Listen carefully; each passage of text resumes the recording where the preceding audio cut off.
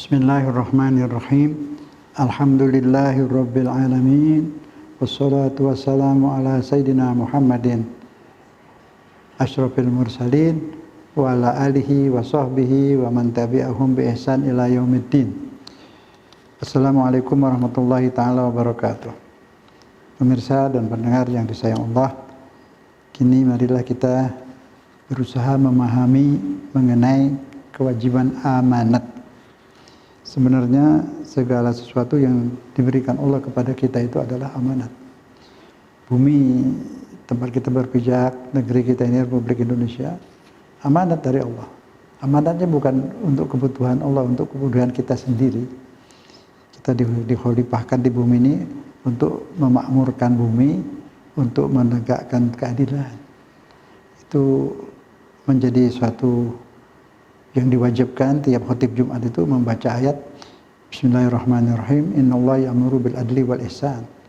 Itu Allah memerintahkan kita untuk menegakkan keadilan dan kebaikan. Itu amanat. Segala macam amanat. Amanat ini sangat berat. Allah tawarkan kepada yang lain, pada gunung. Tidak bersedia, tak tahan dia, tak mau, tak kuat. Manusia menerimanya tanpa pengertian. Zuluman jahula. Itu surat Al-Ahzab ayat 72. Bismillahirrahmanirrahim. Inna aradna al-amanata 'ala samawati wal ard wal jibal fa baina an yahmilnaha wa ashfaqna minha wa hamalaha al-insan innahu kana zaluman jahula. Ya, amanat itu termasuk Al-Qur'an. Amanat untuk kita pahami dan sebarkan. Bumi, langit amanat. Diri kita amanat. Mata amanat. Amanat untuk digunakan untuk melihat apa? Nanti kita bahas. Telinga amanat, tangan amanat, semua amanat dari Allah. Karena kita tidak membikinnya, kita tidak bikin hidup, kita dihidupkan. Semua dihidupkan apapun. Tapi dengan rahmat Allah yang diciptakan itu ada empat kehidupan ya. Yang hidup ada empat. Yang paling rendah itu taraf benda. Itu benda Allah ciptakan. Gunung, bumi, tanah, langit, semua Allah ciptakan benda itu untuk kita, untuk kepentingan kita. Allah ciptakan tumbuh-tumbuhan untuk kepentingan kita. Biji-bijiannya, buahnya kita makan, kayunya digunakan, segala macam. Semua diciptakan untuk kita. Hewan untuk kita. Semua. Tapi sebagai amanat. Harus kita memperlakukannya semua sesuai dengan kehendak yang memberi amanat, Allah Subhanahu wa taala. Berat kalau kita tidak menjalani amanat ini, itulah yang termasuk orang zalim. Lawan daripada zalim keadilan. Lawan daripada keadilan zalim. Amanat untuk menjadi hakim, jadi pejabat, menjadi apa saja itu amanat. Harus secara adil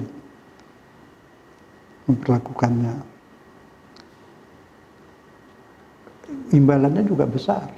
Kalau kita betul-betul menjalani amanat ini semua, imbalannya kehidupan bahagia selamanya. Kehidupan tanpa derita, tanpa sedih, tanpa stres, tanpa susah, tanpa penyakit, tanpa kematian. Bahagia abadi. Asal kita betul-betul menjalankan amanat sesuai dengan pemberi amanat. Itu Allah Subhanahu wa taala. Allah Tuhan yang Esa. Bagi hukum, sanksi hukum bagi yang berkhianat terhadap amanat-amanat ini, itulah kehidupan sengsara selamanya. Tidak hidup, tidak pula mati. Orang-orang di neraka itu tidak hidup, tidak mati. Begitu. Kalau dibakar terus mati, tidak apa-apalah, sekaligus, sekali saja, sudah itu hilang. Ini tidak mati, juga tidak hidup, kesakitan selama-lamanya. Auzubillah. Semoga Allah lindungi kita dari itu. Sekarang kita lihat ada 3 amanat. 1, amanat kepada Allah. Apa amanat kita pada Allah selaku manusia yang diadakan? Kita ini yang diadakan, bukan ada, diadakan. Kapan-kapan bisa ditiadakan. Yang ada tanpa diadakan hanya Dia Allah. Allah yang ada tanpa diadakan, tanpa dilahirkan dan tidak melahirkan. Dialah Allah, hanya Allah satu, esa. Selain dia dilahirkan, diadakan.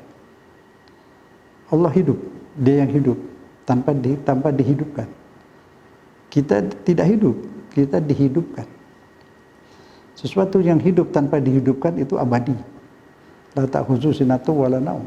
Tidak lupa, tidak tidur, tidak mati. Karena dia pencipta mati. Dia yang menciptakan mati. Dia yang mematikan. Dia tidak mungkin mati. Dia mengadakan, dia tidak mungkin diadakan. Dia hidup tanpa dihidupkan. Kita dihidupkan, hidup-hidupan. Hidup, mati, bisa hidup lagi, suka-suka Allah. Dia yang menghidupkan sesuka dia. Dia tidak terikat dengan peraturan siapapun atau peraturan apapun. Tidak ada yang mewajibkan dia, tidak ada yang melarang dia. Sesuka dia, dialah Tuhan. Karena itulah dia Tuhan. Segala yang di bawah aturan, di bawah hukum, itu bukan Tuhan. Alam bukan Tuhan. Apapun bentuk alam ini bukan Tuhan. Karena dia dihukum. Yang di bumi tunduk pada hukum gravitasi. Yang bikin hukum gravitasi bukan bumi, bumi yang dihukum. Siapa yang bikin gravitasi? Dia yang menghidupkan, dia yang mengadakan, dialah Allah. Alam dihukum. Itu yang harus kita pahami. Sudah enak saja bicara, enak saja hukum alam. Hukum alam. Alam yang mana yang bisa menghukum? Kita berpikir yang cerdas lah. Alam dihukum. Hakimnya Allah, yang bikin hukum itu Allah. Dia satu-satunya. Dia berbuat sesuka dia. Tapi sesukanya dia itu adil. Satu-satunya sifat yang Allah tidak suka, bahkan dia pantangkan pada dirinya sendiri. Jadi tidak ada haram bagi dia. Karena dia yang membuat haram dan halal dia. Tapi dia satu, pantang zalim. Dia sebut dalam hadis qudsi. Ya ibadi, inni haramtu zulma ala nafsi, fala tazalamu, wahai hambaku. Aku haramkan, aku pantangkan pada diriku kezaliman. Maka kalian jangan melakukan kezaliman. Maka itu Allah benci sekali kepada orang zalim. Dia yang maha kuasa, mau matikan, mau hancurkan bumi, mau injak-injak manusia ini kapan mau bisa. Tapi dia tidak begitu.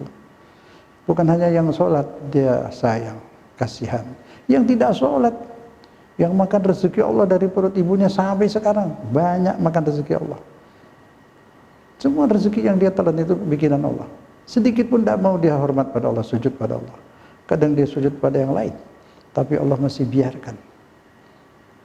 Ditunggu kalau dia kapan-kapan bisa kembali kepada Allah. Itulah Tuhan kita itu. Dia tidak mau zalim. Tidak mau zalim. Kecuali yang sudah keterlaluan sudah tidak menyembah Allah, memusuhi orang yang menyembah Allah, itu kan keterlaluan. Itu yang akan digembok, dikunci hatinya, sudah tidak bisa menerima kebenaran lagi. Auzubillah min dzalik. Semoga kita tidak seperti itu, insyaallah. Amanat kepada Allah itu apa saja? Itu tadi sudah saya sebutkan. Pertama, mengaguminya. Pikiran digunakan, terutama menggunakan pikiran itu untuk mengenal Allah, untuk tafakur, sehingga kagum kepada Allah. Kalau sudah kagum kepada Allah, pasti mencinta Allah. Kalau sudah pasti mencinta Allah, pasti jadi orang soleh, otomatis. Orang pacaran aja tuh cinta-cintaan, bukan cinta beneran, itu sudah bertakwa kepada pacarnya, nurut. Terus saya dengar orang-orang bercanda itu, katanya kalau anak-anak muda lagi pacaran tuh, yang perempuan itu kesandung batu, yang laki dimarah-marahin batunya tuh, dimaki-maki ya.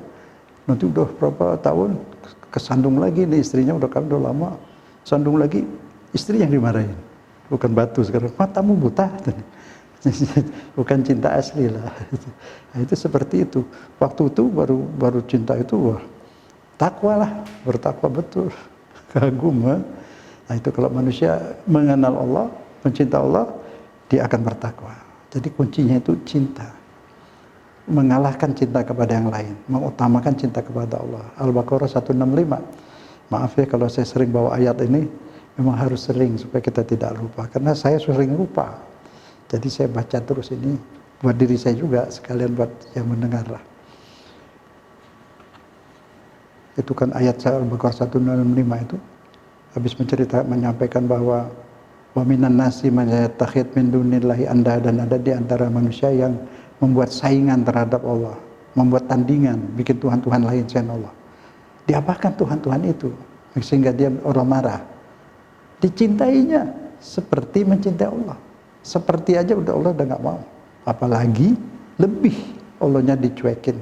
Padahal yang menghidupkan dia Allah, yang mengadakan di dunia Allah, yang mengembalikan dia nanti ke istana dia, ke tempat Allah, dia juga Allah semua. Tapi dia cintanya kepada yang lain lebih besar daripada Allah atau sama. Allah tidak mau. Wajar. Dia yang bikin hidup, dia yang memberi makan dari perut ibu. Sekarang semua apa yang kita makan, baju yang kita kenakan, semuanya buatan Allah. Tidak ada satu titik pun yang buatan manusia. Manusia hanya mengolah. Tapi kalau si manusia ini cuek kepada Tuhannya, dia lebih mencintai benda, mencintai harta, mencintai segala macam. Itulah yang Allah tidak suka. Karena dialah Tuhan kita. Dialah Khalik kita. Dia segalanya. Dia pemberi rezeki. Dia penentu nasib kita. Wajarlah kalau kita mencintai dia. Karena dia sayang luar biasa kepada kita ini. Diwujudkan kita, dihidupkan kita untuk diberi kesenangan selamanya di surga. Itu tujuannya. Kenapa Ustaz ceramahnya kok surga terus neraka? Iya memang itulah hidup. Itu masa depan kita kok. Bagaimana nggak boleh disebut? Masa depan tuh di situ. Di dunia ini manusia tidak punya masa depan. Dunianya akan bubar. Ini baru satu corona, belum lagi banyak corona-corona lain. Mau betah di sini. Ini akan bubar. Hidup itu memang di akhirat ceritanya. Ya surga ya neraka, tidak ada pilihan ketiga. Jadi harus disebut sering-sering, diingat supaya tidak lupa. Allah kirimkan Nabi sudah wafat, diteruskan oleh ustadz-ustadz, kiai-kiai. Dia berkewajiban, mau tidak bosan, karena kita sering lupa. Sama itu tuh, HP itu. Lagi-lagi dicas, lagi-lagi dicas. Habis kan? Lupa, bukan lupa ya. Habis. Cas lagi kan? Kita pun gitu. Lupa lagi, ingatkan lagi, diingatkan lagi, terus menerus. Saya mengingatkan diri saya, sama kita semua. Ingat, hanya dua pilihan, surga atau neraka. Itulah hidup. Di sini hidup-hidupan. Bukan hidup beneran, hidup-hidupan. Tuhan sayang ke kita, maka itu ada penyakit, ada corona, supaya kita nggak betah di sini. Supaya sadar. Cara Allah memberi peringatan seperti itu. Walaupun bukan Allah yang bikin itu. Tapi Allah membiarkan itu ada. Dimanfaatkan untuk memberi peringatan kepada kita. Agar kita sadar dunia ini bukan tempat tinggal. Bukan tempat tinggal permanen. Hanya tempat berlalu, tempat ujian saja, ikut ujian. Ikut ujian, terus ikut bimbingan belajar. Bimbingan belajar di Al-Quran. Amanat. Al-Quran itu amanat. Ada sebagian yang mempelajari Al-Quran. Amanat itu harus disampaikan. Ini pun saya sedang menjalankan amanat. Untuk diri saya, untuk kita semua. Amanat. Jadi ada izin menyampaikan, apa tidak ada izin, saya mesti sampaikan terus. Diikat pun saya akan terus berdakwah. Menyampaikan amanat, kewajiban. Itu jelas ya. Jadi Al-Quran juga amanat, ajaran Islam syariat itu amanat. Yang mendengar juga bisa sampaikan kepada siapa saja. Tidak mesti harus ceramah. Menyampaikan lewat SMS, lewat apa lagi itu? Apa namanya? Iya, Instagram, apa lagi? Banyak lah. Sampaikan. Amanat. Setelah ada sedikit, ya sedikit ilmu kita berikan yang lain. Amanatnya disampaikan, disebarkan. Bukan hanya kewajiban Ustadz, kewajiban kita semua. Untuk menyelamatkan. Karena Allah sayang kepada hambanya. Apalagi Nabi tidak mau ada satu pun umat pengikutnya yang masuk neraka, nggak mau dia. Maka kita diwajibkan untuk menyampaikan amanat-amanat ini, menggiring manusia ke surga. Tidak menggiring ke partai ataupun ke mazhab. Silahkan bermazhab, tapi saya selalu memang ingatkan, karena sekarang ini banyak saudara-saudara kita tuh menjadikan mazhab sebagai agama. Islam jadi mazhab. Islam dijadikan mazhab. Sebenarnya mazhabnya lebih kuat. Seharusnya mazhab itu hanya pengantar agama kita Islam. Quran, sunnah Rasul, hadis sahih, itu pegangan. Juga mazhab pengantar. Tapi bukan Quran.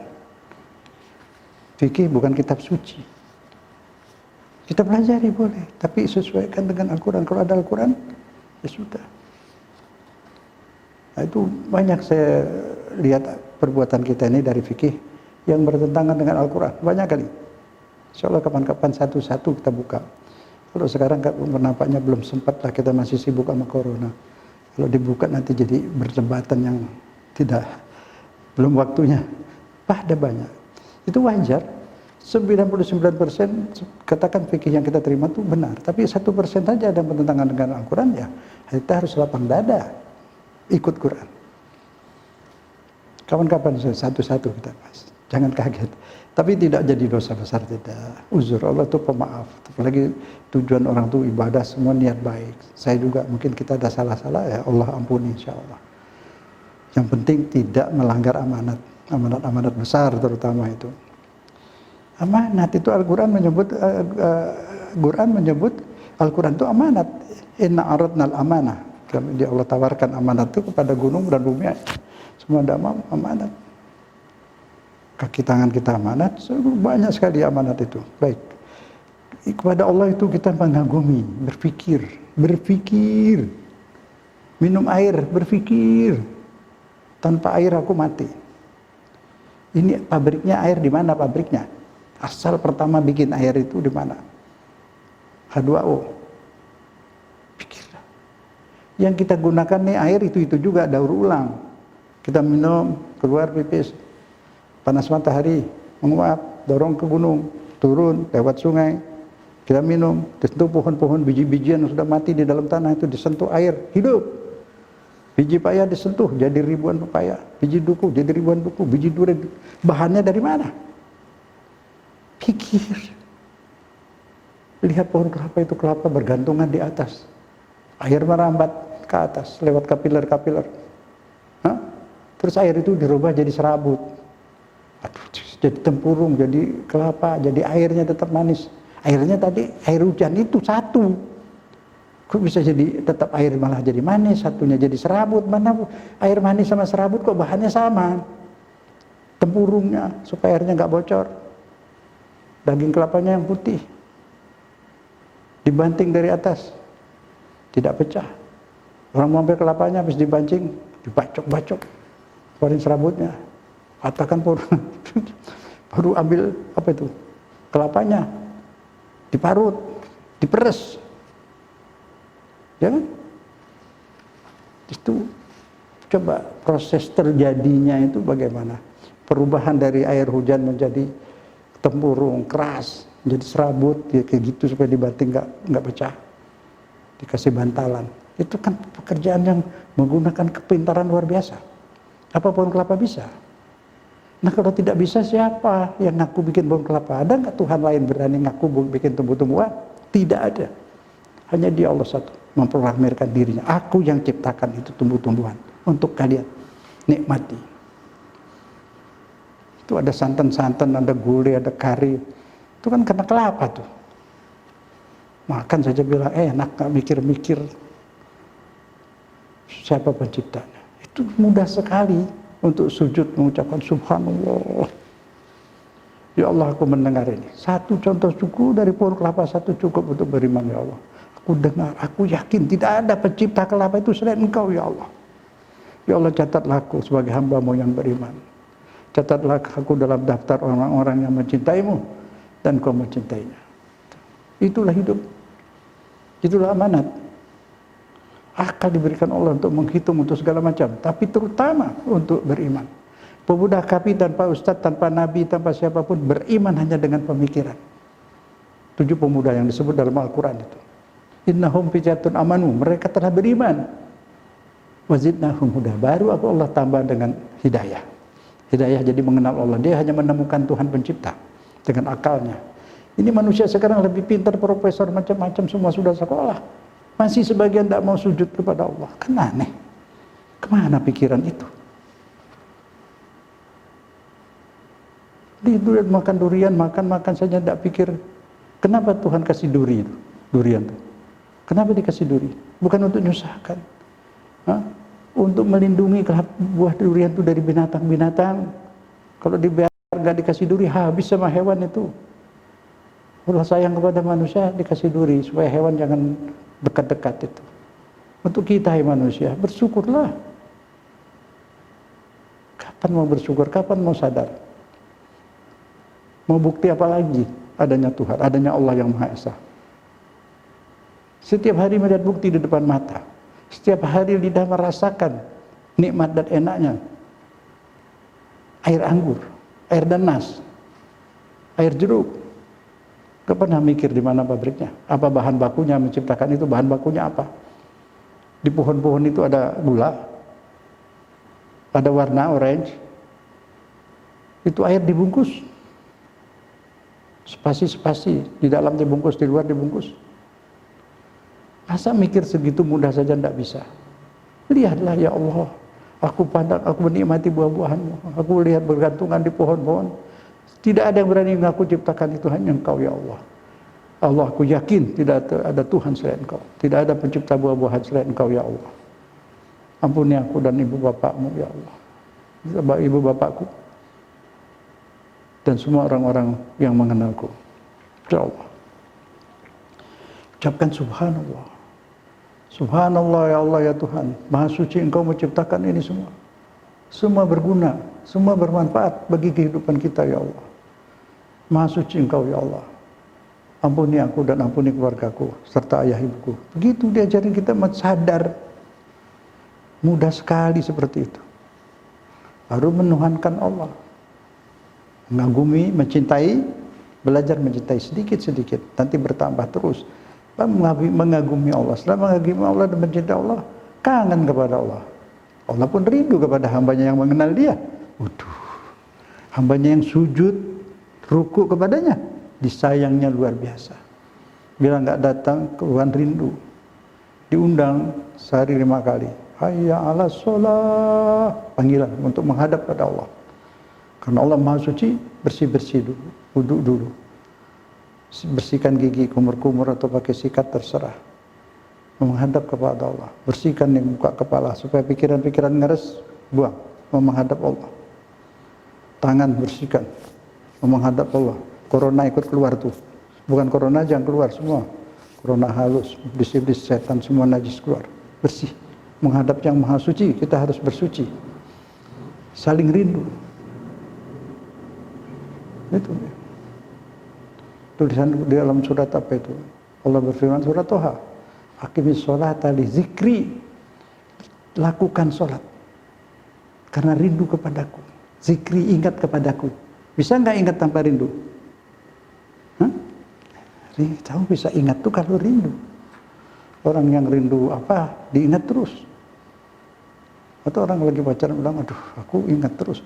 Lagi makan ingat kamu, lagi tidur ingat kamu, lagi sholat pun ingat kamu. Karena dia cinta pada kamu tadi, pada orang. Kalau dia cinta pada Allah, di sholat ingat Allah, di luar sholat juga ingat Allah. Kalau ini sudah di dalam sholat pun gak ingat Allah, itu belum cinta.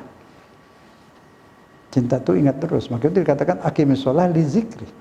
Dilakukan sholat karena ingat. Ingat itu berarti cinta. Rindu kepada Allah. Itu sholat. Subhanallah. Maka itu kita katakan, iyyaka na'budu. Hanya Engkau yang kutuhankan. Hanya aku mengabdi hanya kepadamu. Mengabdi itu, abdi apa? Dari bahasa Arab itu, abdi. Kalau orang Sunda bilang diriku abdi. Dulu zaman kerajaan. Jadi dia mengaku dirinya seperti hamba gitu. Tidak boleh mengabdi kepada manusia.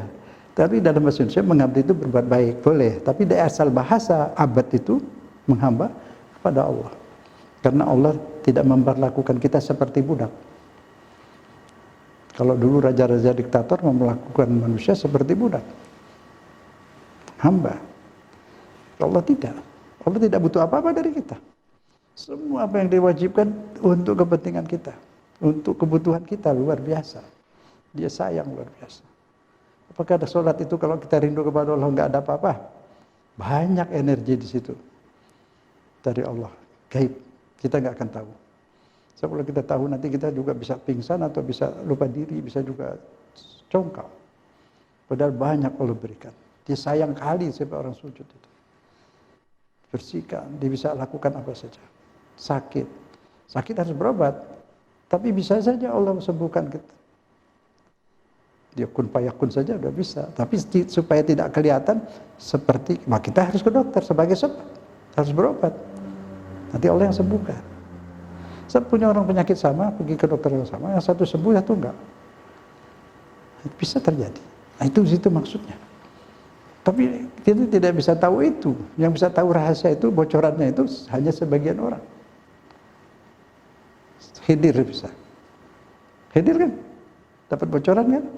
Ini anak nanti besar begini, itu kapal kalau nggak dilobangin nanti dicuri, dirampas oleh bajak laut, raja perampak, kan gitu. Nah, yang lain tidak dikasih tahu itu. Tapi baiknya sama seperti itu. Takdirnya seperti itu. Dia Allah kita itu udah Rahman Rahim. Sayang nggak bisa dibandingkan. Tanpa batas sayangnya. Sayang dan cinta Allah yang diturunkan ke bumi itu hanya 0,1%. Gimana cintanya Allah? Kan kita nggak sadar. Luar biasa. Sayangnya lebih daripada sayang ibu bapak. Asal kita sudah sujud rukuk padanya, disayang banget. Apalagi kalau yang masih muda itu bangun malam sholat tahajud, waduh, Allah bangga tuh. Panggil malaikat, tuh dia tambahku tuh. Ngantuk-ngantuk ditinggalkan kasurnya. Dia datang kepadaku. Bangga. Kalau yang tua-tua biasa lah. Bangun malam udah biasa memang. Tidurnya dikit. Tapi kalau bisa yang muda itu luar biasa. Ya. Kemudian menuhankan Allah. Dan menumpu harapannya kepada Allah. Sudah menyadari kebesaran Allah, kekuasaan Allah, kemampuannya, menyebut selalu Masya Allah, luar biasa kemampuan Allah tanpa batas. Kemudian hadis nikmat-nikmat Allah itu syukuri, sebut selalu, berdoa pada Allah. Berdoa itu ada minggu lalu sudah ya. Etika berdoa, baca bersyukur, baca salawat, bahasanya yang indah menghadap Allah tuh. Pakai bahasa sastra boleh, puisi boleh, merintih pada Allah boleh, merintih, manja juga boleh, takut juga boleh. Emang benar dua-duanya ada. Kepada Allah kita manja, dia baik banget. Tapi serem juga, takut juga karena kita banyak salah. Nah, itu yang disebut roja wal khauf, harap dan cemas. Berdoa itu harap dan cemas, dalam keadaan harap dan cemas. Ini amanat kepada Allah itu banyak kali. Termasuk ibadah, sholat tahajud, zikir, ingat-ingat Allah terus, sebut namanya. Kan orang cinta tuh selalu sebut namanya kan. Orang cinta judi selalu cerita tentang judi, ya kan? Orang senang apa? Kue, ceritanya kue nih, kue baru sana enak. Siapa yang dia cinta itu disebut. Nah kalau kita mencinta Allah, sebut terus, zikir terus, otomatis itu. Dikit-dikit subhanallah, masya Allah. Ada salah, astagfirullah. Ada nikmat, alhamdulillah. Kagum, subhanallah. Ada terus itu. Ingat, zikir tuh ingat. Kalau subhanallah, alhamdulillah. Tapi pikirannya ke ATM, ke restoran, itu dia membaca kalimat zikir, bukan berzikir. Zikir itu sadar dari pikiran, dari perasaan tuh. Yang berzikir pikiran dan perasaan. Kalau lidah saja, itu membaca kalimat zikir. Nah itu. Yang sholat juga pikiran dan perasaan. Nah, itulah disebut kewajiban kita kepada Allah. Itu amanat. Jadi kenapa orang yang tidak sholat disebut zalim? Zalim, dia menzalimkan dirinya. Tidak menjalankan amanat. Yang kedua, menjalankan amanat kepada sesama manusia.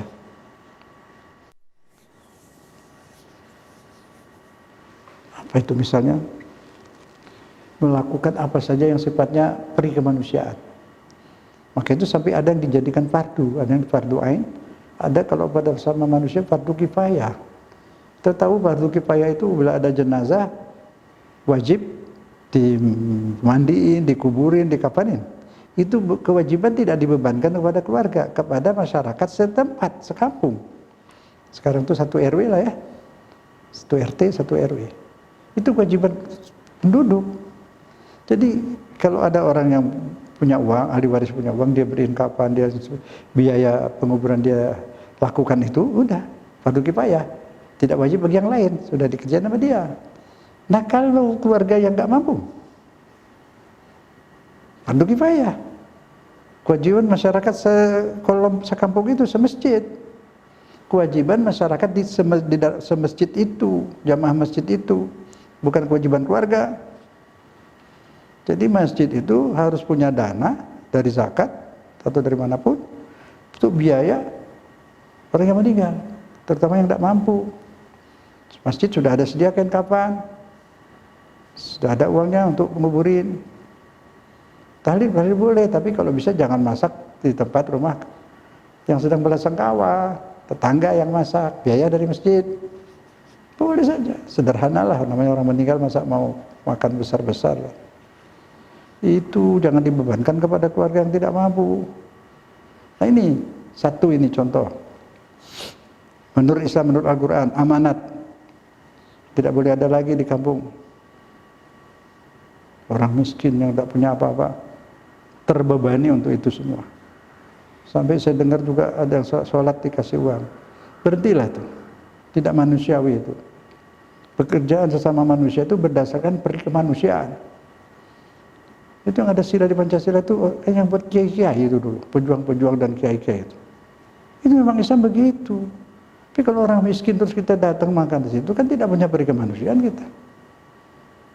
Kemanusiaan itu amanat fitrah yang Allah sudah adakan di dalam hati kita. Berpikirlah, kalau keterima kebenaran dari Quran, rubah dong. Jangan berasa ini sudah biasa. Sudah biasa, kalau salah jangan diteruskan. Yang benar walaupun tidak biasa jadi dibiasakan. Begitu dong. Ini kan benar. Dibiasakan. Jangan dengar tidak mau digunakan, tolong disampaikan ini. Tidak boleh ada lagi itu. Islam ini luar biasa agamanya itu. Ini kewajiban kepada sesama. Belum beres kita. Fardu kifayah. Apalagi fardu kifayah. Di satu kampung itu harus ada ustadz. Kalau nggak ada ustadz, minta dari tempat lain. Fardu kifayah. Ada ustadz, ada dokter, ada puskesmas dokter, minta dari pusat. Masih ada. Itu fardu kifayah. Saling tolong, ta'awanu 'alal birri wat taqwa, tolong menolong dalam soal kesehatan, ekonomi, keamanan. Semua kita masyarakat di satu masjid wajib menjaga keamanan bersama. Bersama kerja sama dengan polisi, Bapak RW, Bapak polisi, ada orang narkoba, lapor. Polisi saja nggak sanggup, narkobanya terlalu banyak. Berapa jumlah polisi? Bantu polisi. Lapor terus. Kalau juga belum dilakukan ya masyarakat sekampung, tapi jangan dipukuli, dinasihati. Tapi datengin rame-rame, suruh dia tobat dengan cara yang baik, jangan mukul. Baru bawa kantor polisi rame-rame. Kalau tidak bisa dibilangin berkali-kali tetap, itu munkar, bukan tahlil, bukan sholawat. Ada yang demo karena orang lagi baca sholawat, yang enggak aja. Itu munkar itu. Boleh demo tanpa mukul, tanpa lempar batu ke orang yang narkoba, yang renten di kampung itu. Itu munkar banget, meres orang kampung. Ngaku bang keliling. Itu munkar seperti itu, amanat kita. Tapi harus lapor polisi, tidak boleh bertindak sendiri. Tidak ada sanksi hukum, harus lewat pengadilan, lewat polisi. Kita masyarakat boleh tangkap, bawa kantor polisi. Tidak boleh menganiaya. Kalau kita menganiaya, dosa lagi kita. Ini makhluk manusia, ini makhluk Allah. Pencuri pun makhluk Allah, jangan dipukul. Ada hukumnya. Amanat dari Allah. Ingat. Amanat dari Allah. Itu kan nanti dilihat dulu motivasinya apa. Di pengadilan, di polisi diperiksa. Kalau kita main pukul aja kita nggak tahu. Mungkin dia lapar. Mungkin dia mau cari obat, buat beli obat ibunya sakit atau adiknya. Kan nggak tahu. Oh dia jahat, nanti dibuktikan dulu di kantor polisi baru. Itu semua harus lewat polisi, lewat pengadilan. Kita boleh membantu, harus malah anti munkar, tapi bukan kita yang basmi. Ya. Itu ada aturannya. Kalau di hadis disebut ada munkar, hindarilah, singkirkan dengan tanganmu. Tangan di sini kekuasaan. Semua itu bahasa majas, ditakwil. Tangan itu kekuasaan. Itu dia kaki tanganku. Kaki tanganku, kakiku dipotong, tanganku dipotong, pindahin ke dia. Itu bahasa kaki tanganku, artinya aku beri kekuasaan kepadanya, wakilku. Nah, itu jadi mesti paham. Maksud basmi munkar dengan tangan itu artinya dengan kekuasaan. Anda jadi gubernur, bisa kan? Mau larang apapun bisa. Keluarin aja SK, tinggal tulis ya gitu, gampang tuh.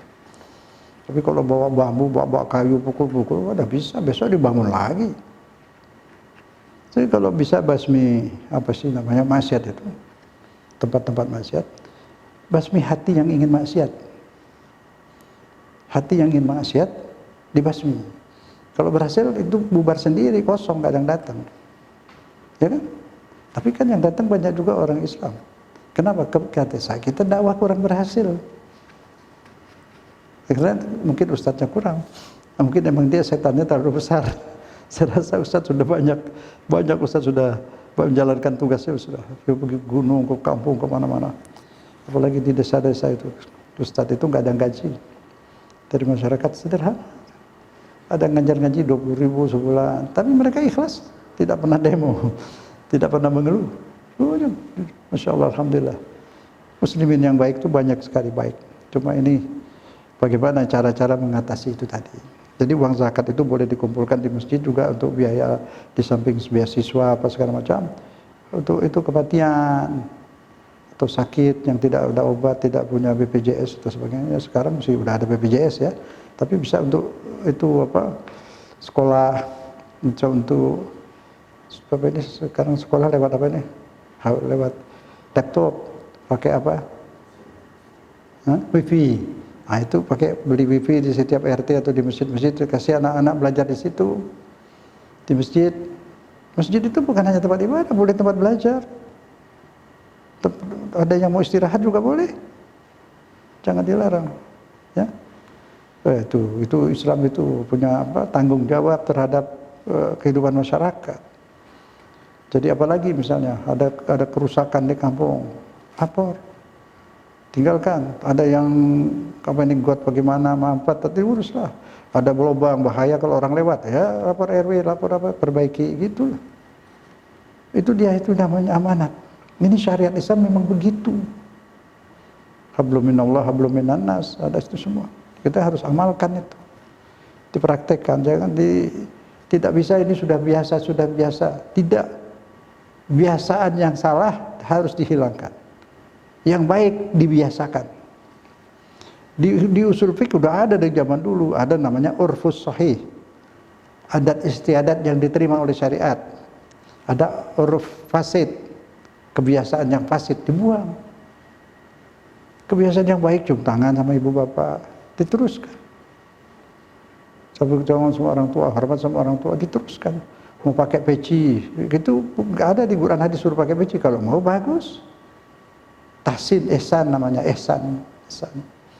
Pakai sorban, identitas kiai lah atau boleh, bagus.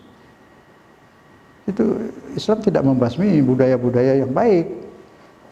Yang disingkirkan oleh Islam itu budaya yang haram, yang fasid. Dalam usul fiqh disebut kebiasaan yang baik itu menjadi sebagian dari syariat. Yang bertentangan dengan syariat itu yang harus dibuang. Tadi bertentangan dengan syariat nggak? Orang miskin ada meninggal, biaya dibebankan biaya berat. Bertentangan dengan ajaran Islam. Buang. Jangan bilang udah biasa. Tidak boleh agama mengikut kebiasaan. Kebiasaan mengikut syariat. Itu amanatnya begitu dari Allah. Kebiasaan harus mengikut agama. Bukan agama mengikuti kebiasaan. Kebiasaan yang salah, salah. Oh ini dari kakek moyang kita dulu gitu. Kalau salah tetap salah. Tidak bisa alasan seperti itu. Dulu mungkin kakek moyang kita itu bijaksana. Karena baru-baru Islam banyak yang dilarang, kebanyakan dikit-dikit pelan-pelan. Enggak semua langsung dilarang, dikit-dikit gitu. Cuman keterusan sampai sekarang dikitnya dibiarin. Nah, itu tugas kita membersihkan sekarang. Nah, ini amanat, semuanya itu amanat. Ud'u ila sabil rabbika bil hikmati wal mau'izatil hasanah, berdakwalah di jalan Allah dengan nasihat yang baik, dengan bijaksana, sopan, tidak mengeluarkan kata-kata yang tidak pantas. Ya kan begitu. Banyak Ustaz enggak ada itu.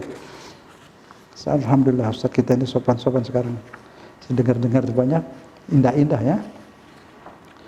Dulu ada sedikit, ada agak kasar-kasar, udah enggak ada sekarang alhamdulillah. Jadi amanat kepada manusia itu berdasarkan kemanusiaan. Itu ajaran Islam. Berdasarkan apa lagi? Keadilan. Itu keadilan harus di mana-mana. Kalau tidak adil, zalim. Itu tadi memberi biaya kepada orang yang sholat, keluarganya miskin. Adil apa zalim? Zalim, tidak adil itu. Tidak adil. Tukhadhu min aghniyaihim wa turaddu ila fuqaraihim. Itu asalnya pembayaran tuh. Yang di luar jual beli diambil dari yang kaya untuk diberikan kepada yang tidak mampu. Bukan yang tidak mampu memberikan kepada yang punya yang lebih. Ya, itu harus diperbaiki. Insyaallah kita pelan-pelan perbaiki itu. Lainnya Islam itu indah sekali. Indah luar biasa ini. Negeri kita ini lihat aja nih. Departemen sosial itu belum tentu sanggup untuk penduduk begini besar, kemampuannya terbatas. Yang miskin berapa banyak, yang yatim piatu banyak. Semua ditampung oleh umat Islam. Hampir di setiap tempat ada santunan yatim di mana-mana itu. Yang nyumbang juga banyak, alhamdulillah. Ya, bayangkan itu kalau tidak ada seperti itu. Banyak yang sudah mati itu. Tidak keurusan. Tapi alhamdulillah memang masyarakat itu masyarakat gotong royong, masyarakat yang tidak individualis dari zaman dulu. Apa tuh geruyung kumpul-kumpul, itu indah sekali, ada meninggal kumpul. Nah, cuma caranya saja yang diperbaiki. Caranya harus lebih baik, lebih manusiawi, lebih adil, gitu aja. Jadi innallaha ya'muru bil ihsan. Tuhan wajibkan kita menegakkan kebaikan dan keadilan, itu ya. Kemudian jujur dalam melaksanakan amanat. Jujur. Itu Islam seperti itu. Yang ketiga, amanat kepada diri sendiri. Nah, tadi yang pertama amanat pada Allah, menjalankan amanatnya Allah, menjalankan amanat Allah. Tadi ibadah, sebagainya. Kedua, amanat kepada sama manusia. Amanat dalam rumah ada juga. Nah, sekarang amanat kepada diri sendiri. Apa saja? Ya tadi, mata amanat. Untuk apa mata pertama? Pertama untuk melihat kebesaran Allah. Melihat kebesaran Allah. Itu mata. Nanti ketika mata kagum kepada ciptaan Allah, baru zikir. Subhanallah. Ketika mata melihat nikmat yang Allah berikan, itu hidangan makan, dipikir dulu. Terus amanat tangan digunakan untuk yang benar. Kaki berjalan ke tempat yang benar. Itu semua amanat. Kuping alhamdulillah digunakan untuk mendengar. Mendengar lagu gimana Ustaz? Ya kalau lagunya yang benar nggak apa-apa. Yang bagus. Bagus apa itu? Lagu Bimbo bagus. Banyak lagu yang bagus-bagus itu boleh. Jadi tidak lagu haram, nggak begitu. Ada yang haram, ada yang halal yang boleh. Itu. Tasawuf gimana? Tasawuf bagus itu dari kata sofi. Sofi itu sofi bening. Orang tasawuf itu membeningkan pikiran dan perasaan. Namanya tasawuf, tapi isinya ada di Quran. Suruh bersihkan hati apa semua lah. Terus ini yang jadi tarekat-tarekat bagus semua, kecuali ada sedikit yang menyimpang, itu oknumnya. Pernah ada yang menyimpang. Nah, di Mesir itu nggak menyimpang, tapi seperti salah. Kadang-kadang dia sampai muter-muter itu di banyak di sana, tapi nggak ada yang bilang apa-apa. Tapi dia nggak syirik sebenarnya. Tuh dia mau ingat-ingat, tapi nanti kan ada yang nggak ngerti ikut muter, dia menari gitu, dia nggak ngerti asal usulnya. So, tasawuf itu ada pembimbingnya, ada mursyid. Yang salah ditegur, ini yang ikut-ikutan nih, nggak ngerti itu ada di mana-mana itu pasti ada salah. Cuma makanya itu harus amanat itu dipikirkan, mesti tahu ini amanat maunya bagaimana kan gitu. Amanat ini suruh apa? Gitu. Tadi itu jadi jelas. Di sini ada dalam kitab-kitab usul fiqh itu disebut Kuliyatul Khamsah ya, atau Maqasiduddin. Maqasiduddin tujuan-tujuan agama. Jadi amanat tadi dalam syariat Islam itu ada apa? isi daripada syariat Islam itu diringkas itu ada 5 oleh ulama-ulama usul fiqh. Yang pertama kali buat usul fiqh itu gurunya Imam Malik, Imam Ja'far Shadiq, kemudian Imam Syafi'i, kemudian diikuti oleh imam-imam mazhab yang lain. Cuma usul fiqh itu satu-satunya yang sudah bisa aklamasi mendefinisikan hukum dari ilmu usul fiqh itu Islam. Yang diterima itu usul fiqh Baydawi dari mazhab Syafi'i. Ada lagi dari Nawawi, tapi ada kelemahan. Sebab definisi hukum itu pas. Dari mana di Quran itu hukum hanya 4%. Lainnya itu isi Al-Quran itu tauhid. Ajak berpikir tentang tauhid. Nah, hukum itu nggak banyak, ayat hukum sedikit sekali. Nah, di situ disimpulkan dari si hukum itu ada 5 kewajiban pertama itu ada 5 itu, yang sebutnya daruriyatul khamsah, pokok. Yang pokok sekali itu ada 5. Pertama, hifzuddin, agama. Agama itu kebutuhan pokok manusia. Kalau manusia tanpa agama, tanpa aturan, liar ya. Agama. Jadi agama ini wajib disyiarkan, wajib dipelihara, amanat juga. Hifzuddin, jaga agama. Apa saja yang menghidupkan agama itu wajib. Apa saja yang merusak agama itu munkar, harus disingkirkan.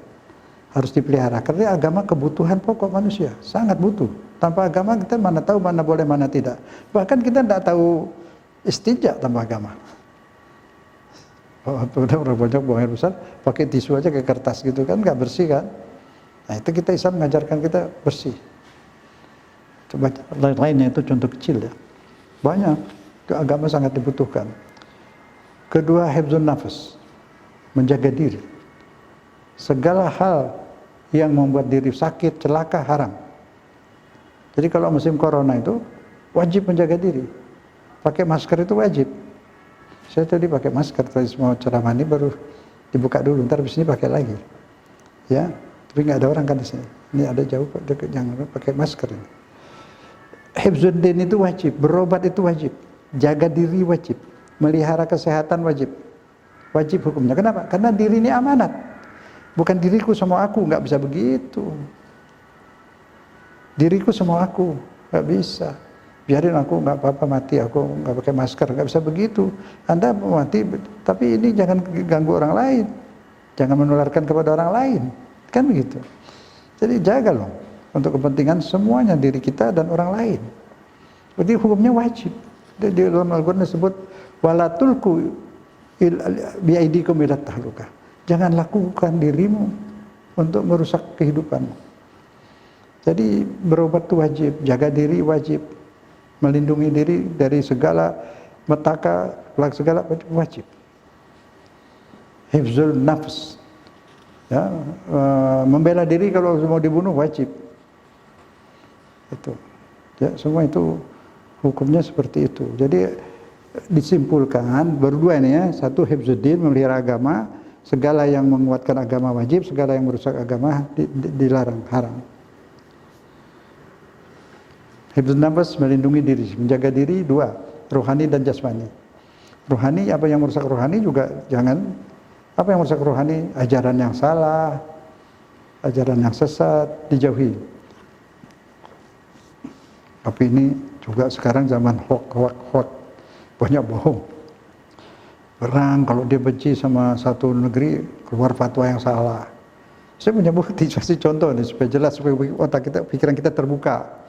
Dulu ketika Irak ya, Saddam Hussein menyerang Iran, itu khotib-khotib masjid di Timur Tengah itu wajib mendoakan Saddam. Di Medina, di Makkah, di mana-mana. Dia adalah pahlawan, pejuang, imam, apa entah dikasih gelar-gelar semua sama kiai-kiai itu, syekh-syekh semua, doakan dia. Habis-habisan.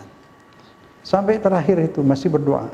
Kemudian kira-kira tidak sampai setahun, Saddam Hussein berhenti perang di Irak, nyerang Kuwait, nyerang Saudi kan?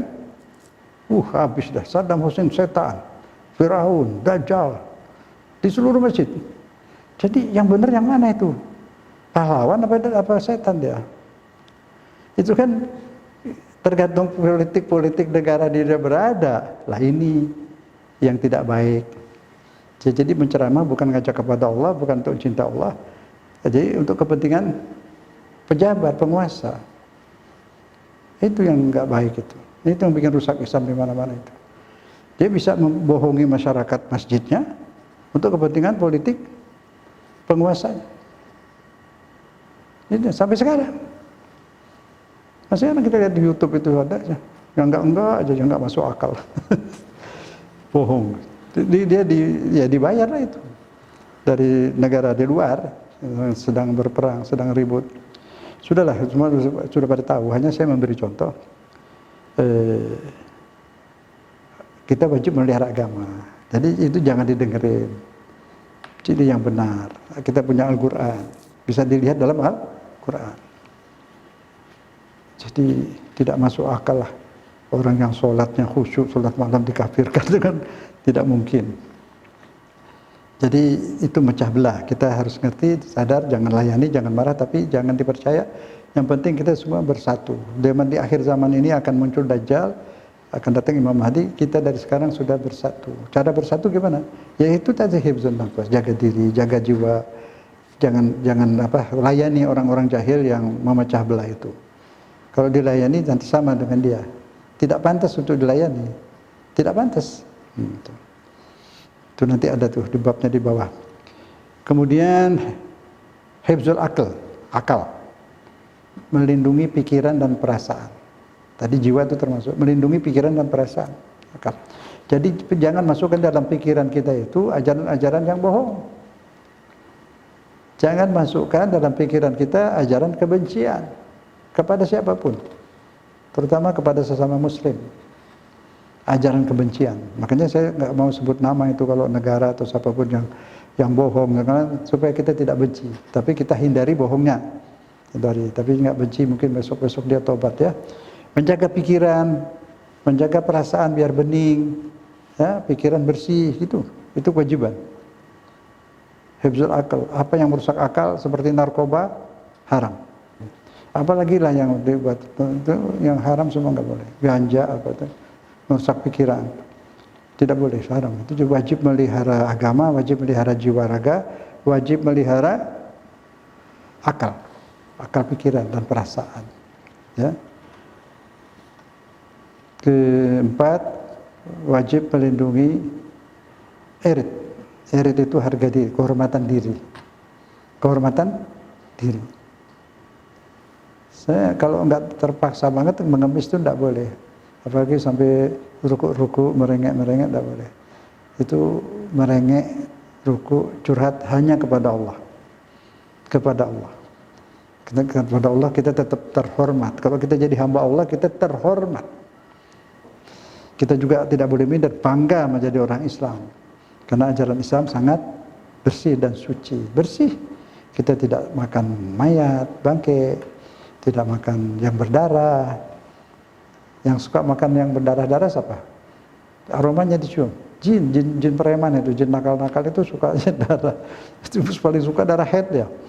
Itu dukun-dukun suka yang jahat tuh ya dikasih itu darah head, dikasih telur busuk. Seneng dia tuh. Yang jelek-jelek sukanya busuk-busuk, makanya jahat. Nah itulah. Nah kita manusia tidak, itu semua kita dilarang. Yang bersih.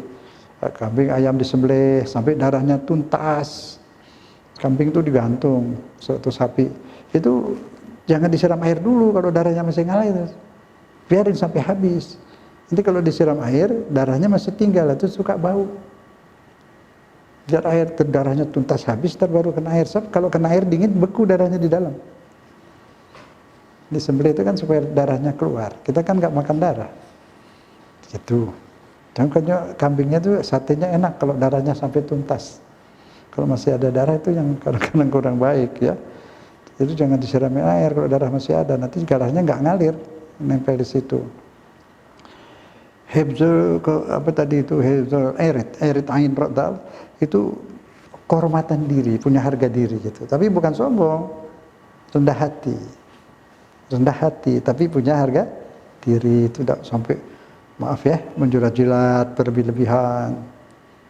Ya, itu kan suka ada yang seperti itu, nggak boleh itu. Wajar-wajar saja kita hormati atasan, kita hormati orang terhormat, betul hormati, tapi tidak sampai membuang harga diri. Jelas ya. Ada banyak yang menghamba seperti itu. Yang kelima, hifzul mal, wajib memelihara harta. Sampai ulama fikih itu kalau kita lagi sholat ada tas kita itu ada uangnya mau diambil orang, boleh batalin, ambil dulu, sholat lagi. Nggak enak tapi ya. Dia lihat kalau sampai nggak perlu ya nggak. Tapi kalau mau diambil di mobil lari ya batalin dulu. Lainnya nggak boleh loh batalin sholat. Teruskan. Ada salah-salah dikit terus nanti sujud sahwi. Tidak boleh semuanya dibatalin. Kan sudah masuk di hadapan Allah. Hormat.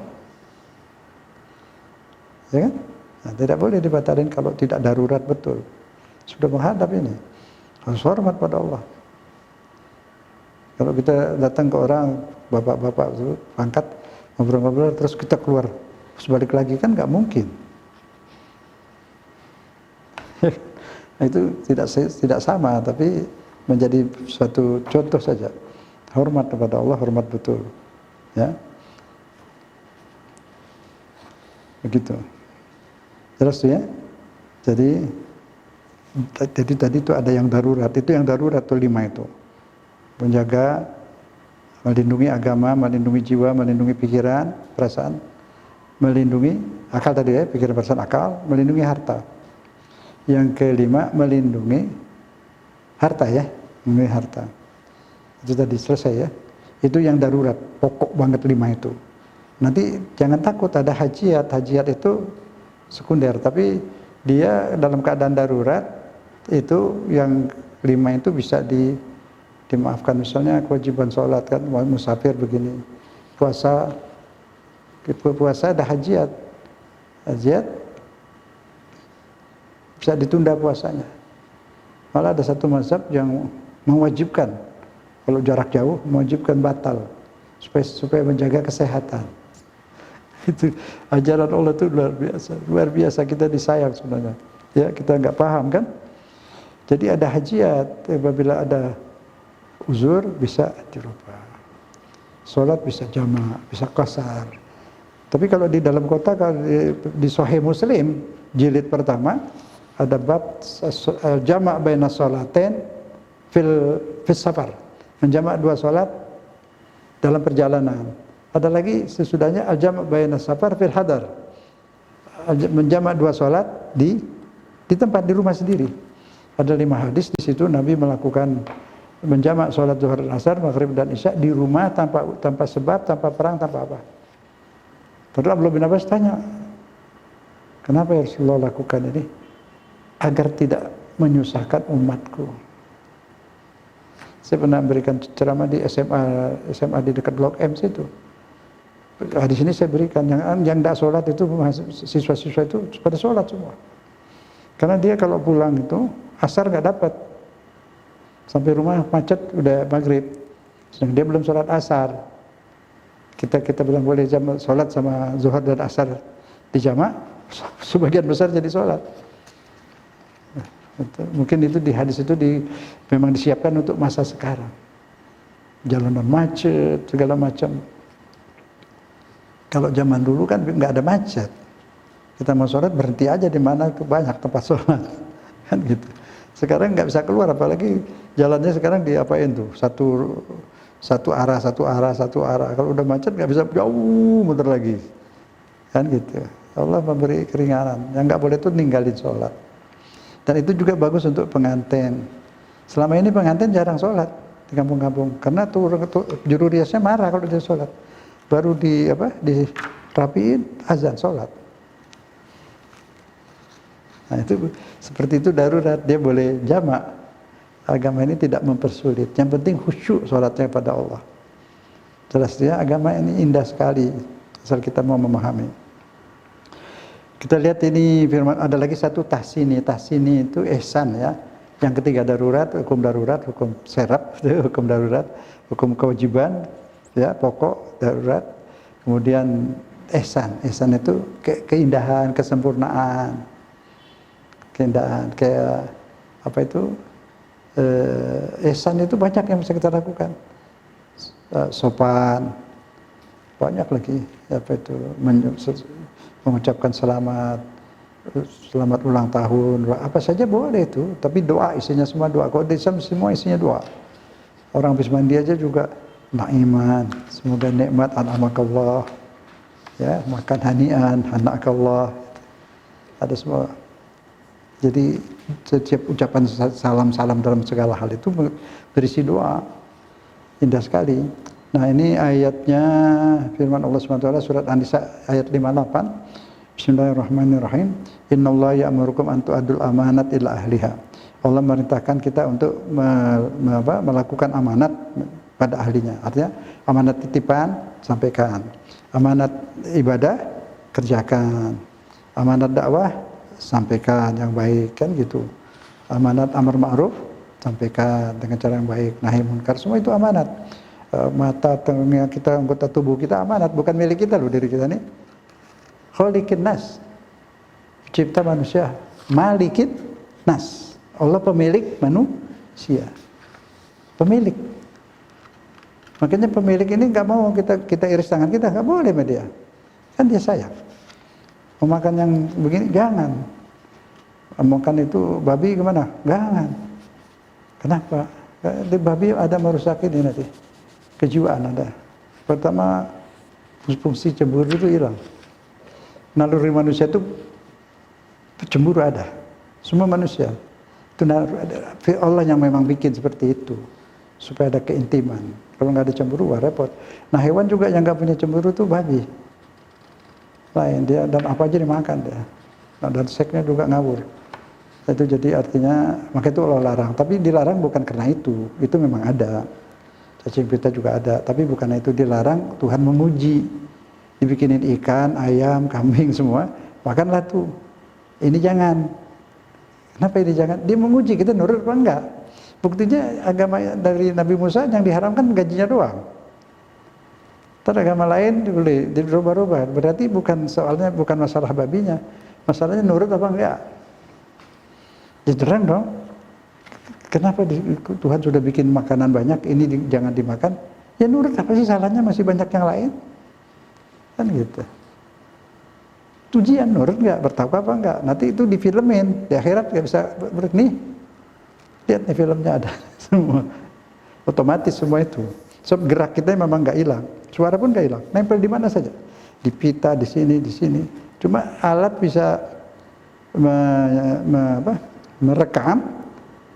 Kalau ada alat disiapkan itu rekam. Kalau nggak direkam, dinding pun ada. Tapi mungkin alat perekam suara kita yang di dinding, mungkin zaman cucu kita yang ke-7 kalau dunia belum kiamat. Dapat rekaman untuk merekam suara-suara masa lalu. Memang nggak hilang. Gerak-gerak juga nggak hilang. Kalau di video kan jadi video. Kalau nggak ada video kan ya ada semua itu. Makanya di akhirat semua terbuka, nggak ada begitu banyak manusia tapi canggih, cepat semua terbuka fakta. Jadi nggak pakai cari betul intelijen dulu ngintip gitu, nggak ada. Terus ketika kalian melakukan satu hukum, lakukanlah hukum itu, tegakkan hukum seadil-adilnya. Nah ini gimana ini? Semoga hakim-hakim semua ini bisa kalau dia adil betul-betul menjalankan tugasnya, pangkatnya tinggi di akhirat itu. Kalau tidak ya repot. Di sana ada pengadilan ulang. Jadi dia naik banding. Semua itu di sana disidang ulang semua. Kalau ada yang janggal-janggal disidang ulang di akhirat. Nah, Yaumiddin, Malik Yaumiddin. Kekuasaan sidang hanya dari Allah. Kalau di sini masih diberi kuasa ke manusia sebagai khalifah. Hakim ketika menjadi hakim itu khalifah Allah. Iya. Kita ceramah juga nih khalifah Allah. Makanya harus jujur. Amanat. Bukan khalifah dari pengertian pemimpin ya. Ada lagi khalifah pemimpin. Pemimpin itu di Islam nggak ada konsep tertentu. Mau dinamain imam, mau dinamain sultan, mau dinamain raja, nggak apa-apa. Maunya adil. Ibn Taimiyah juga mengatakan gitu. Yang penting adil. Ada kerajaan adil. Inggris kerajaan, tapi hukumnya adil. Bukan soal agama ya, soal rule of law-nya ada.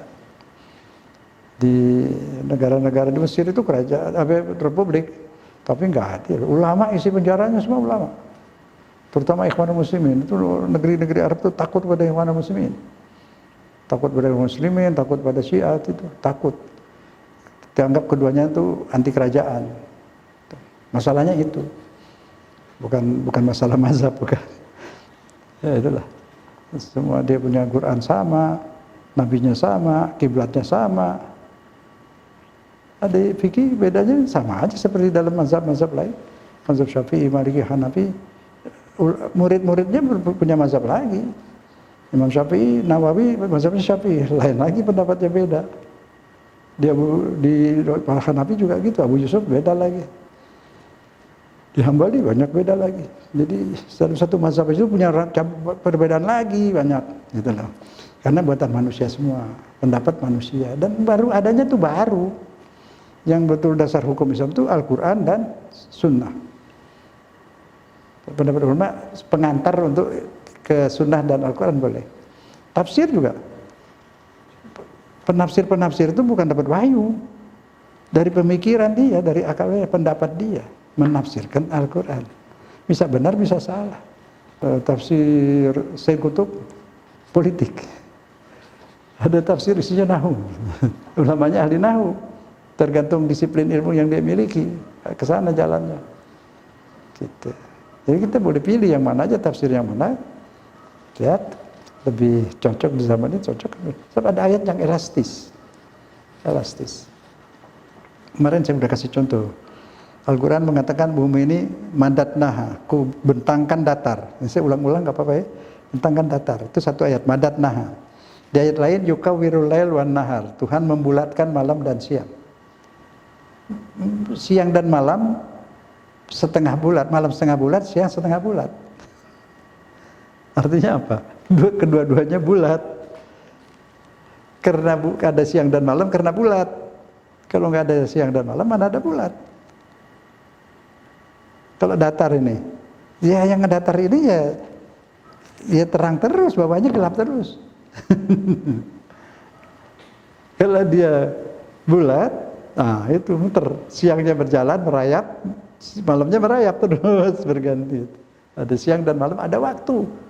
Kalau nggak bulat nggak ada waktu, nggak ada waktu, nggak ada menit, nggak ada jam. Nah itu, jadi Tuhan mengatakan bumi ini kudatarkan membentang. Arti membentang itu datarnya tanpa akhir, tanpa akhiran. Sesuatu yang tanpa akhiran ya bulat, datar di mana-mana. Kalau ada yang tidak datar namanya kotak.